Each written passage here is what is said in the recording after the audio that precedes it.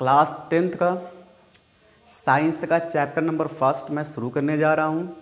Chapter का नाम है केमिकल रिएक्शन एंड इक्वेशन। मेरी कोशिश यही रहेगी कि मैं इजी से इजी लैंग्वेज में मैं आपको पूरा का पूरा ये चैप्टर मैं आपको समझा सकूँ। ये मैं पहला लेक्चर यानी कि पहला part chemical reaction and equation का मैं स्टार्ट करने जा रहा हूँ। आप लोग गौर से सुनिए। देखो, हमारी डेली लाइफ में बहुत सारी केमिकल्स रिएक्शंस होती हैं। जैसे हम बात करें कि हम लोग जब समर के दिनों में जो हमारे पास मिल्क होता है, मिल्क को हम लोग क्या होता है कि रूम टेम्परेचर पे ना रख के हम लोग फ्रीज़ में रख देते हैं। क्यों हम लोग ऐसा करते हैं कि अगर मान लो रूम टेम्परेचर पे हम लोग अगर मिल्क को रखते हैं तो मिल्क के अंदर कुछ ना कुछ चेंजेस हमको दिखने लगते हैं। या कोई हमारे पास आयरन्स के कोई मटेरियल्स होते हैं, अगर जब मौसम मतलब जो इन्वायरमेंट जब बहुत मॉइस्ट होता है तो उस पर भी हमको कुछ चेंजेस हमको नज़र आते हैं। या कभी जो ग्रेप्स वगैरह होता है जब उसके हम फर्मेंटेशन करते हैं तो उसमें भी क्या होता है, कुछ हमको चेंजेस नज़र आते हैं। या जब हम लोग खाना कोई खाते हैं तो उसका डाइजेशन होता है तो उसमें भी कोई ना कोई चेंजेस होते हैं। या जब हम लोग ब्रीदिंग करते हैं तो उस समय भी कोई ना कोई हमारी बॉडीज़ के अंदर चेंजेस होता है। ये जितने सारे चेंजेस हो रहे हैं, इसमें क्या हो रहा है कि एक मटेरियल का चेंजेस किसी न किसी और मटेरियल में हो रहा है। इसी को हम लोग क्या कहते हैं, केमिकल रिएक्शन कहते हैं। तो देखो, मैंने केमिकल रिएक्शन की डिफिनेशन यहाँ पे लिखी हुई है कि केमिकल रिएक्शन क्या होता है, एक प्रोसेस होती है। It is a process in which one or more substance form new substance. यानी कि केमिकल रिएक्शन एक ऐसी प्रोसेस होती है जिसमें क्या होता है, एक या एक से ज़्यादा सब्सटेंस आपस में या तो जुड़ के या तो आपस में ब्रेक हो गए क्या होते हैं, एक नए सब्सटेंस का फॉर्मेशन करते हैं। उसी को हम लोग क्या कहते हैं, केमिकल रिएक्शन कहते हैं। हमने क्लास 9th में हमने पढ़ा हुआ है डिटेल में फिजिकल और केमिकल चेंज के बारे में। देखो, फिजिकल चेंज क्या होता है कि जिसमें क्या होता है कि सिर्फ सब्सटेंस का जो शेप होता है वो चेंज होता है, कोई नया प्रोडक्ट का फॉर्मेशन नहीं होता है।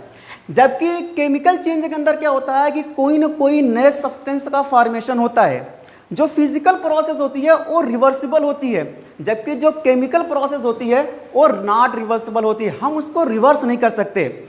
ऐसे ही जो केमिकल रिएक्शन होती है ये भी हम एक तरीके से कह सकते हैं कि एक तरीके का ये केमिकल चेंज ही होता है। क्योंकि केमिकल चेंज जब होगा तो जाहिर सी बात है नए प्रोडक्ट का फॉर्मेशन होगा, नया सब्सटेंस बनेगा। तो जो केमिकल रिएक्शन हो है उसमें भी क्या हो रहा है, नए सब्सटेंस का फॉर्मेशन हो रहा है, नया एक सब्सटेंस बन रहा है। तो हम कह सकते हैं कि whenever a chemical change occur we can say that a chemical reaction has taken place. जब मान लो कोई केमिकल चेंज हो जाएगा तो हम कहेंगे कि कोई ना कोई केमिकल रिएक्शन वहां पे हो चुकी है, यानी एक केमिकल रिएक्शन हो चुकी है। कोई भी केमिकल रिएक्शन होने के बाद ये जो प्रोसेस होती है हम इसको फिजिकल मेथड से रिवर्स नहीं कर सकते। फिजिकल मेथड का मतलब जैसे हमारे पास फिल्ट्रेशन की टेक्निक हो, हमारे पास इवेपोरेशन हो, हमारे पास सेंट्रीफ्यूगेशन हो, या इस टाइप की और भी बहुत सारी टेक्निक जैसे डिस्टिलेशन वगैरह हो। तो इस टेक्निक की मदद से हम लोग इसको फिर रिवर्स नहीं कर सकते हैं। तो ये क्या होता है कि मान लो केमिकल रिएक्शन होती है।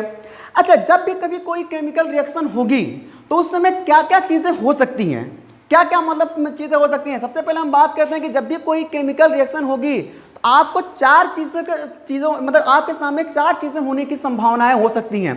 पहला क्या हो सकता है कि चेंज इन स्टेट, यानी जब कोई केमिकल रिएक्शन होगी तो उसमें क्या होगा कि मतलब सब्सटेंस का जो स्टेट होगा वो क्या हो सकता है, चेंज होता है। जैसे फॉर एग्जांपल मैं बात करूं, मेरे पास क्या है, आइस है। आइस का मतलब H2O किस फॉर्म में है, सॉलिड फॉर्म में है।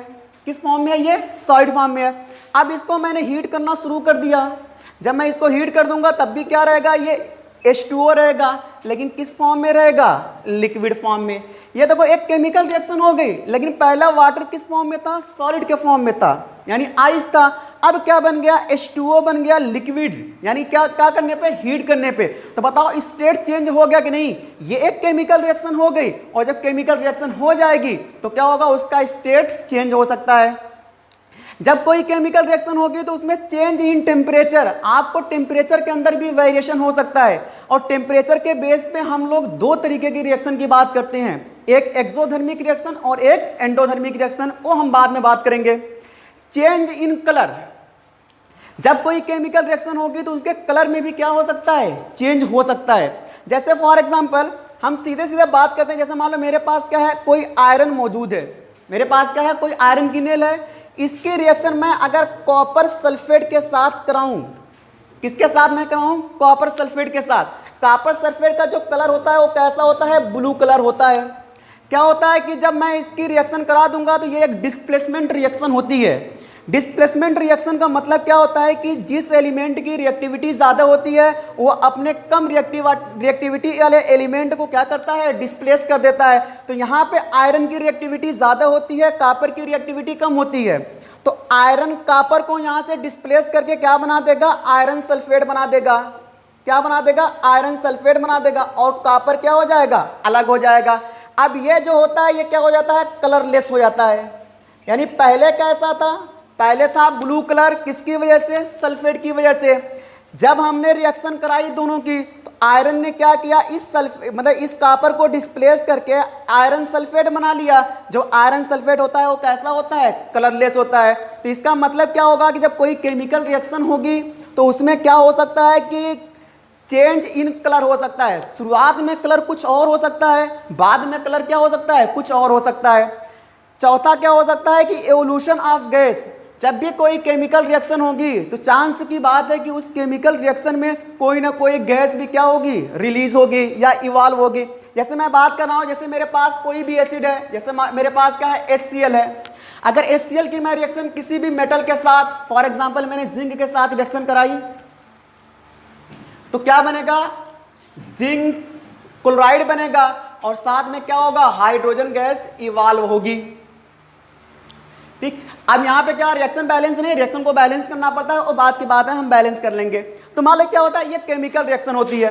तो जब भी कोई केमिकल रिएक्शन होगी तो उसमें चार चीजें आपको दिख सकती है। चेंज इन स्टेट चेंज हो सकता है, चेंज इन टेम्परेचर में वेरिएशन हो सकता है, चेंज इन कलर में चेंज हो सकता है, और इवोल्यूशन ऑफ गैस, कोई ना कोई गैस क्या हो सकती है, निकल सकती है।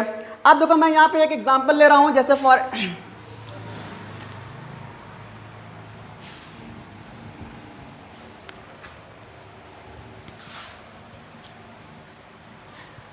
देखो बुक में दिया हुआ है एक्टिविटी 1.1। अब देखो एक्टिविटी 1.1 में क्या है कि देखो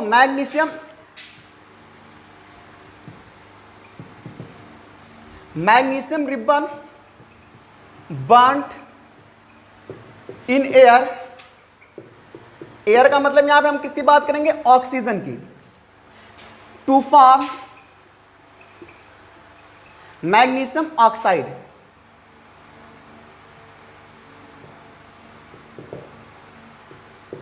मैग्नीशियम ऑक्साइड, मान लो हम एग्जांपल ले रहे हैं, एक्टिविटी की मदद से मैं इस चीज को समझा रहा हूं कि मैग्नीशियम रिबन को जब हम बर्न करते हैं, किसकी प्रेजेंस में, एयर की प्रेजेंस में। एयर के प्रेजेंस में कहने का मतलब मेरा ऑक्सीजन से है यहाँ पे, तो क्या बनता है कि मैग्नीशियम ऑक्साइड बनता है।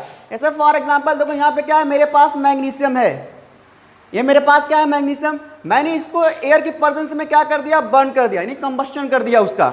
अब देखो यहाँ पे क्या होगा, एयर का मतलब ऑक्सीजन, तो ये क्या बन जाएगा, मैग्नीशियम ऑक्साइड। ये क्या होता है कि एक क्या होता है, वाइट मतलब क्या होता है, सॉलिड हमको मिल जाता है।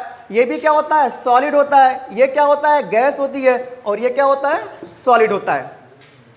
तो अब मान लो क्या होता है, मैग्नीशियम को जो हमने एयर की प्रेजेंस में बर्न किया तो हमको क्या मिला, एक मैग्नीशियम ऑक्साइड मिला जो सॉलिड होता है, व्हाइट कलर का होता है। देखो ये एक्टिविटी 1.1 में क्या दिया है कि हमको मान लो अगर केमिकल इसको देखना हो तो क्या करते हैं कि हमारे पास मैग्नीशियम की कोई स्ट्रिप हो, पतली सी क्या हो, कोई स्ट्रिप हमारे पास हो। अब उस स्ट्रिप को पहले क्या किया जाता है कि सैंड पेपर से उसको पहले क्लीन कर लिया जाता है। क्यों उसको क्लीन किया जाता है, क्लीन करने का मेन मकसद ये होता है कि इसके ऊपर हो सकता है कि ऑक्सीजन वगैरह की कोई लेयर जमी हो, यानी इस पर ऑक्सीडेशन हुआ हो, तो उस ऑक्सीडेशन क्या हो जाएगा, वहाँ से रिमूव हो जाएगा। ऑक्सीडेशन वहाँ से क्या हो जाएगा, मतलब जो ऑक्सीजन की लेयर होगी वो खत्म हो जाएगी। फिर हम क्या करेंगे, थोड़ा सा ये जो ये एक्टिविटी होती है थोड़ा सा डेंजरस होती है, इसलिए क्या होता है यहाँ पे सेफ्टी की बहुत ज़्यादा ज़रूरत पड़ती है। तो मान लो इसमें क्या होता है कि अब हमको क्या कि यहाँ पे टोंग, यहाँ पे क्या होता है, हमको मान लो पकड़ने के लिए क्या कि यहाँ पे टैंक चाहिए। उसके बाद क्या करते हैं कि हम लोग इसको बर्न कर देते हैं। जब इसको हम लोग बर्न कर देते हैं तो क्या होता है कि डेजलिंग फ्लेम के साथ क्या होता है कि ये जल जाता है, बांड हो जाता है, और बांड होने के बाद क्या होता है कि सॉलिड फॉर्म में हमारे सामने क्या होता है, गिर जाता है, और ये जो सॉलिड फॉर्म में बनता है इसी को हम लोग क्या कहते हैं, मैग्नीशियम ऑक्साइड। तो ये क्या होता है, ये एग्जाम्पल होता है एक केमिकल रिएक्शन का। अब हम बात करेंगे किसकी, केमिकल इक्वेशन की। केमिकल इक्वेशन,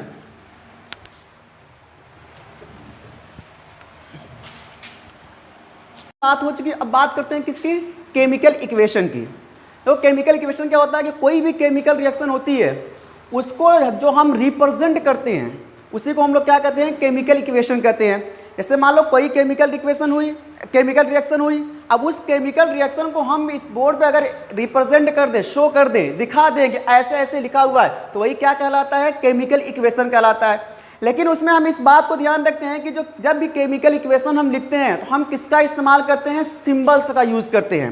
जैसे एलिमेंट के जो सिंबल्स होते हैं उस सिंबल का हम यूज़ करते हैं, और साथ में क्या होती है, उसकी फिजिकल स्टेट भी लिखते हैं। फिजिकल स्टेट में क्या होता है कि वो सॉलिड भी हो सकता है, लिक्विड भी हो सकता है, गैस भी हो सकता है, या एक्वस सोल्यूशन भी हो सकता है, किसका, रिएक्टेंट और प्रोडक्ट का।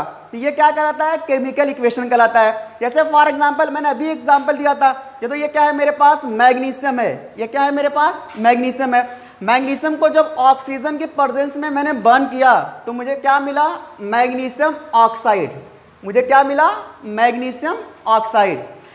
जो देखो बीच में मैंने एरो लगाया हुआ है, एक एरो के बाद है और एक एरो के पहले है। जो एरो के पहले होता है इसको क्या बोलते हैं, रिएक्टेंट। क्या बोलते हैं, रिएक्टेंट, इसको क्या बोलते हैं, रिएक्टेंट। और जो एरो के बाद है इसको क्या बोलते हैं, प्रोडक्ट। क्या बोलते हैं, प्रोडक्ट। इसको बोलते हैं LHS। LHS का मतलब क्या होता है, लेफ्ट हैंड साइड। इसको क्या बोलते हैं, RHS, राइट हैंड साइड। यानी ये लेफ्ट हैंड साइड पे क्या होता है, रिएक्टेंट होता है, राइट हैंड साइड पे क्या होता है, प्रोडक्ट होता है। जरूरी नहीं है कि कोई केमिकल रिएक्शन में एक ही रिएक्टेंट हो, एक से ज्यादा भी रिएक्टेंट्स हो सकते हैं। जैसे कि इस केस में कितने रिएक्टेंट हैं, 2 रिएक्टेंट हैं। तो दोनों जो रिएक्टेंट होते हैं उन रिएक्टेंट के बीच में किसका साइन लगता है, प्लस का साइन लगता है। तो यानी कि मैग्नीशियम और ऑक्सीजन 2 तरीके के रिएक्टेंट थे, तो इन रिएक्टेंट के बीच में मैंने किसका साइन लगाया, प्लस का साइन लगाया। तो ये क्या हो गया, मैग्नीशियम और ऑक्सीजन। लेकिन जब एरो के बाद वाला जो होता है उसको हम लोग क्या कहते हैं, प्रोडक्ट कहते हैं। तो प्रोडक्ट में क्या बना, मैग्नीशियम ऑक्साइड। ये मैग्नीशियम ऑक्साइड क्या होता है, एक सिंगल प्रोडक्ट है, इसलिए हम इसके बीच में कोई प्लस का साइन नहीं लगाएं। हाँ, हो सकता है कि कोई और केमिकल रिएक्शन हो तो उसमें हो सकता है कि जो प्रोडक्ट का फॉर्मेशन हो मोर देन 1 हो। अगर मोर देन 1 होगा तो उनके बीच में भी क्या इसी तरीके से प्लस का साइन लगेगा। तो यहाँ पे क्या होता है कि देखो हमने सिंबल्स के साथ साथ फिजिकल स्टेट की भी बात की है। फिजिकल स्टेट इसकी क्या होती है, मैग्नीशियम होता है सॉलिड, ऑक्सीजन होती है गैस, और ये मैग्नीशियम ऑक्साइड भी क्या होता है, सॉलिड। तो ये क्या होता है कि एक केमिकल इक्वेशन को हम मतलब एक केमिकल रिएक्शन क्या है उसको हमने रिप्रेजेंट कर दिया, और यही रिप्रेजेंट करने का जो तरीका होता है इसी को हम लोग क्या कहते हैं, केमिकल इक्वेशन।